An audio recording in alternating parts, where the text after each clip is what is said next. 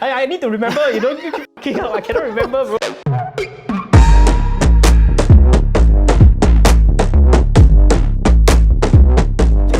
It's Waco and Constant Kwong, live from Geneva, here to unlock all of the mysteries behind the Rolex Land-Dweller. Yes. So of course, we don't condone leaked images, but Rolex yesterday just dropped this video.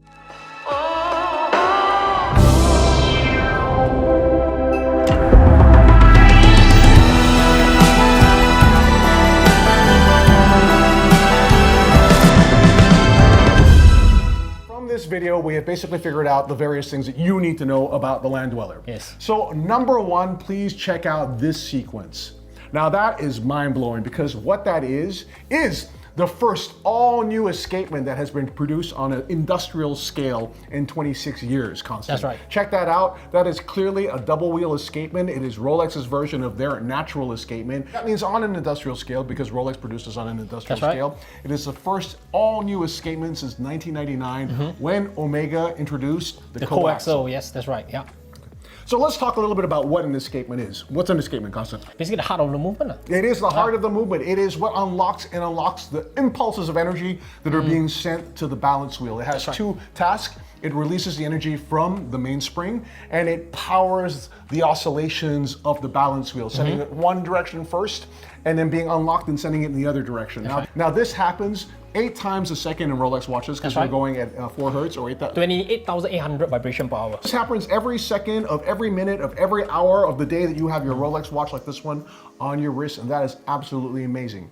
But the Swiss Anchor escapement, which is the escapement that's being used pretty much by everyone in the watch industry except for Omega, has one major issue, and that is sliding friction. And because of the sliding friction, it needs to use lubrication. Lubrication, yes. So this brings us to point number 2. Check out this video again. You see it's a double wheel escapement, and it is Rolex's version of Breguet's natural escapement. Tell me more about what a natural escapement is. So the double wheel escapement, which was created by Breguet, was directly impulsing the balance wheel, and because it didn't have sliding friction, but only tangential friction, right? It could be created and used without any lubrication. I see. The only problem was back in the 18th century, you couldn't make things super precisely, right? Okay. The natural escapement was one other problem. It is not just one escape wheel, but it adds a second wheel and sometimes even has 4 wheels. More on that later, depending on which model that you use. So that means you have to accelerate and stop an additional wheel or an additional 3 more wheels for the natural escapement, which is a lot more weight. Yeah, that's right. Now, the natural escapement first made its appearance in modern watchmaking in 2001 on the Ulysse Nardin Freak. Yeah, the original Freak. Correct. So if you look at the escapement of the Freak, you see these 2 blue wheels impulsing directly the roller table of the balance. Now, what are those wheels made of? They're made of a super light material called silicon. Yes, that's right. Right? Now, that's really incredible, and we will come back to that later because this is really pertinent to the Land-Dweller. However, let's continue a little bit with the history of the natural escapement in modern watchmaking. So from there, we see the natural escapement appear in Laurent Ferrier's micro rotor in 2010. 2010. That is a 2-wheel escapement with both of the wheels made from nickel phosphorus using Liga technology, and with a lever in between them made of silicon. Right? But that's the model of 2 wheels being driven, the first wheel being driven by the gear train and the second wheel being driven by the first wheel. But there's another version of the natural escapement that has 4 wheels. It has the 2 escape wheels and it has 2 drive wheels on top of that. So that the second wheel in the natural escapement is actually meshed also to the gear train, which makes it a lot more stable. And there are 2 brands using that model. The first is Kari Voutilainen, which introduced his version of that in 2011 with the 28 or 28. 28, yeah. Right? And François-Paul Journe, who introduced his version of that with the beautiful, magnificent Chronometer Optimum in 2012. 2012, yeah. Now, this brings us to point number 3 about this. So this brings us to point number 3. Let's look at this leaked image of the Rolex Land-Dweller, and you can see a crown between Swiss and made. That's right. Now, Constant, what does that crown mean? So the crown was introduced after 2017. With a more upgraded movement with higher accuracy count. With all Rolex watches that comes with a crown between Swiss made, the certification will be, the movements will be in between +2 and -2. So let's back up here for a second because Rolex watches with this crown are actually double certified. They have first COSC certification, which is -4 +6. And then they actually go back to Rolex, are tested as entire watches because COSC only tests movements for the time being, and then are tested again for within tolerances of -2 +2. That's right. Now that is incredibly badass and that is market leading, but that crown appears on the Land-Dweller, meaning that this version of the natural escapement created by Rolex has been certified as a superlative chronometer and therefore is accurate within -2 +2. That's crazy. That is freaking game changing. All the watches that I mentioned before are all made in relatively small volumes. That's right, yeah. And none of those watches have come even close to being COSC certified.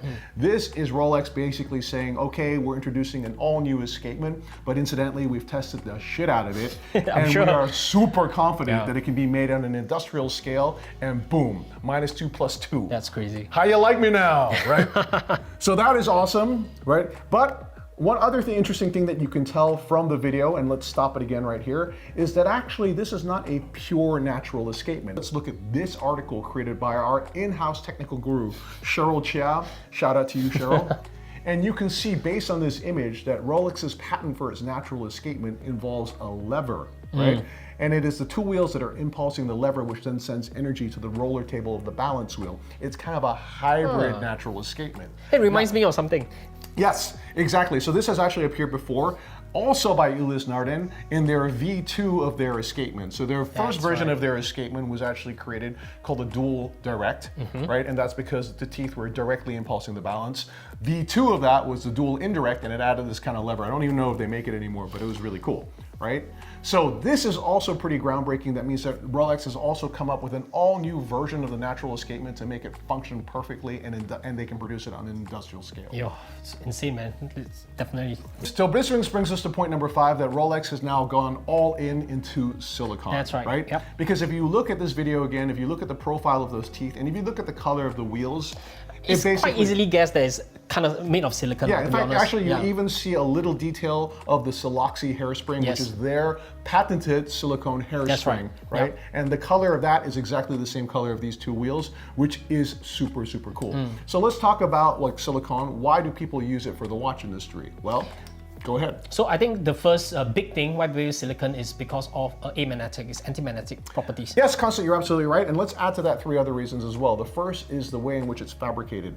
It's fabricated using deep reactive ion etching. Wow. Which is a form of like photolithography, and that means that they can manufacture parts that are accurate down to the micron. That's amazing. Right? So you can make super complex parts, but you can make them incredibly accurate, and you can produce them at scale.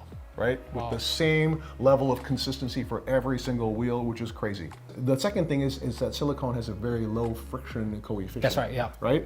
So you know when you get all lubed up when it's time for love? No, I'm just joking. So like, the other thing is silicone has a very low friction coefficient. Yeah. And in an escape wheel, especially in an escapement that is ideally created to not use any lubrication, right? That's exactly the material that you want to use where friction could potentially occur the most in the escape wheels. So there's that. And then on top of that is the surface hardness of silicone, which is 1,100 Vickers, right? Which is how many times harder than steel? So steel is not more than 300, so I would say close to 4 times. Yeah, so that's pretty damn incredible. And then on top of that, it's super light as well. So that means it's considerably lighter. So accelerating and decelerating 2 wheels, if they're that light, for the movement. Yeah. However, this brings us up to a topic.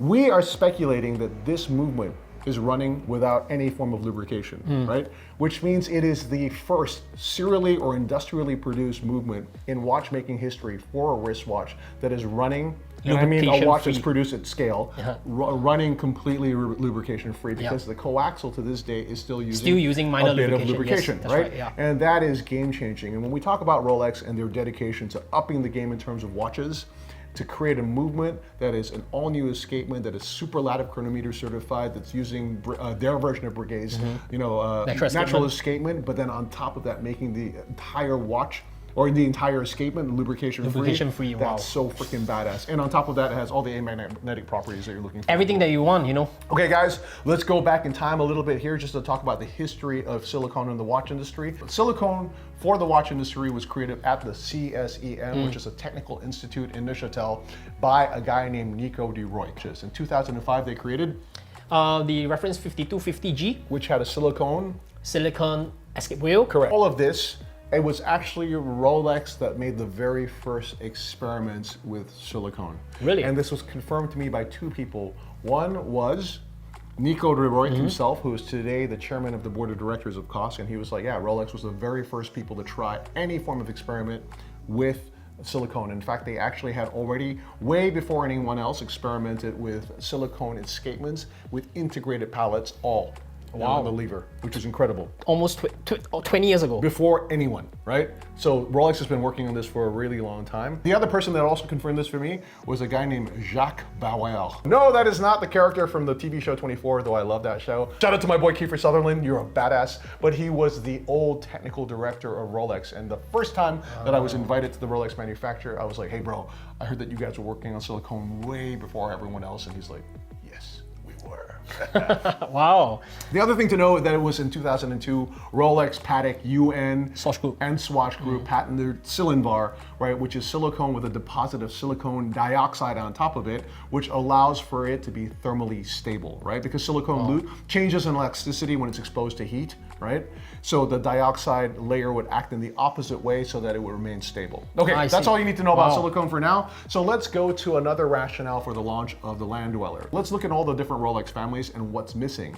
What's missing is an integrated bracelet sport chic watch. Right. And today you may say, oh, is that still really relevant? But actually it is. Why? Because the way people dress is completely different, right? No one dresses in a purely formal way anymore. And a sport chic watch allows you to do everything. Everything, literally, yeah. And one reason why integrated sports watches are still in production today. Correct. Still introducing, so it's relevant. Rolex does not actually have an integrated bracelet sport chic watch in its lineup until now and until the Land-Dweller. And actually there's a wonderful design precedent for this as well. That's right. And that goes all the way back to the advent of quartz technology in Switzerland with the Beta 21 and Rolex's 5100. That's right. Otherwise known as the Texano. Texano, Designed by? Designed by Mr. of course, Gerald Genta.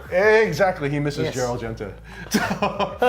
So that watch was a moderate success, or maybe not that terrible. Not really that great. Made for 7 years and it was quickly discontinued. But the amazing thing was Rolex was like, listen, if we're going to do quartz, we might as well just do our own quartz movement. So they created this crazy ass movement called the Oyster Quartz, which was the most beautifully decorated quartz movement of the time. That was jeweled, that actually had its own thermal compensator. In 1977, they launched the Oyster Quartz with an integrated bracelet design that looks very similar to the Land-Dweller. That's right, the series 17,000. But the one that's actually similar to what we've seen in the Land-Dweller today is the two-tone one, which is the reference 17013. You can see that there are different sizes for the Land-Dweller as well. So Constant, what do you speculate the different sizes will be? So, I mean, Rolex is not new to different sizes. Just look at the Datejust. There's definitely a size for men, definitely a size for women. I believe the Land-Dweller will be for women, 33 to 35 mm, and then maybe for men, 36 to 38 mm. That's my guess.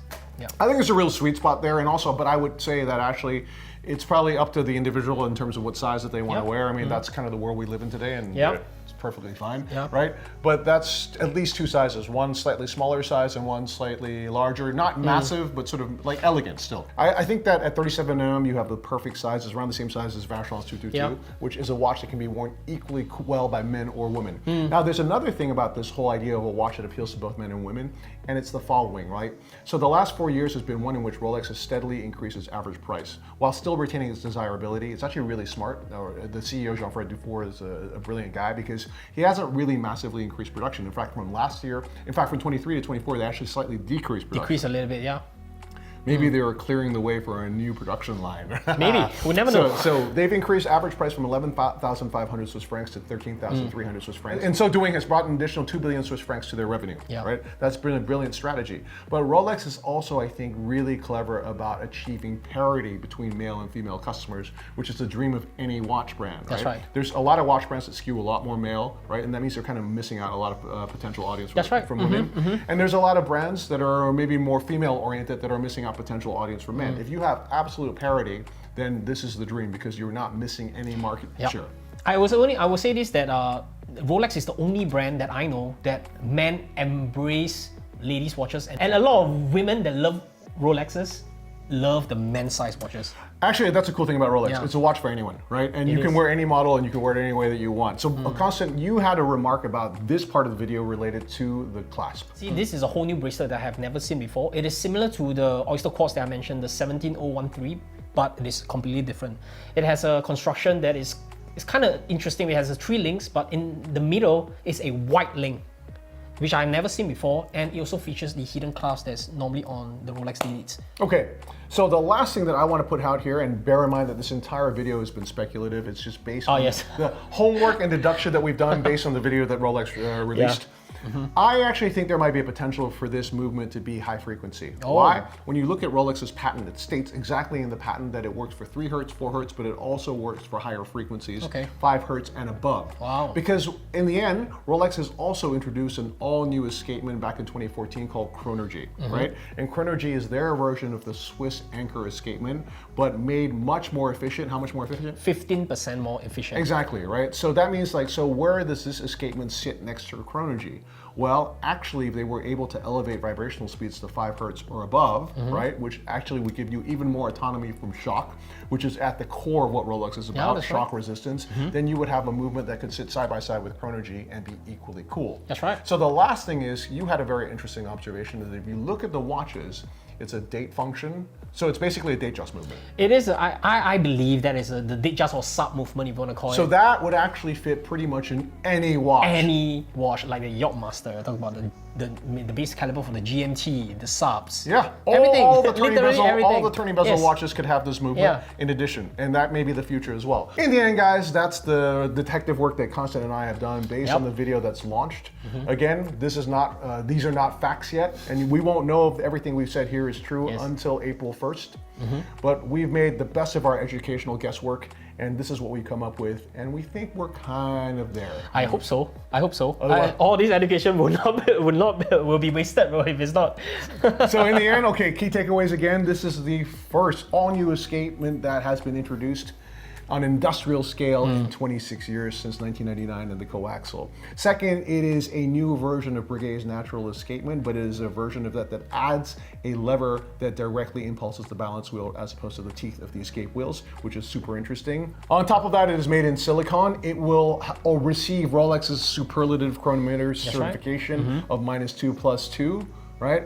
And it may potentially be a high frequency movement, but most importantly, it adds a new family altogether to the Rolex lineup of the integrated bracelet sport chic watch, which is equally appealing to both men and women, and the design draws a reference from the 1977 Oyster Quartz, but also celebrates the future from a technology perspective.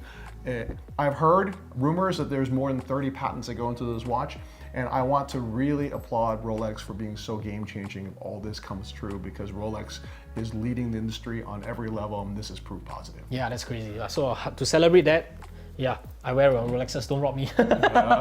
Don't rob him. Incidentally, guys, if you like our content, please don't forget to like, subscribe, and comment below. Thank you very much for joining us, and peace. Peace, guys.